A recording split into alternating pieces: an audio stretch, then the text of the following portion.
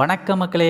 திருச்செந்தூர்ல இன்னைக்கு மழை மக்களே! பாருங்க ஒன் சைடு வானம் நல்லா ஒயிட்டா இருக்குது. இன்னொரு பக்கம் கொஞ்சம் டார்க்கா இருக்குது. ஏன்னா கருமேகம் இந்த பக்கம் ஃபுல்லா. ஸோ மழை வரும்னு நம்ம எதிர்பார்த்தோம். அதே மாரி மழையும் வந்துருச்சு மக்களே! பாருங்க நம்ம புறாலாம் மேலே நிக்குது.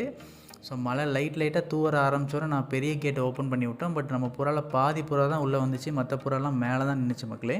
ஸோ இந்த வீடியோவில் பார்த்தா தெரியும் ஒரு 5 புறா மட்டும் உள்ளே போச்சு. ஸோ அது போக ஒரு 5 புறா வந்து மேலேயே நின்னுட்டாங்க. கூண்டுக்குள்ளே வரல.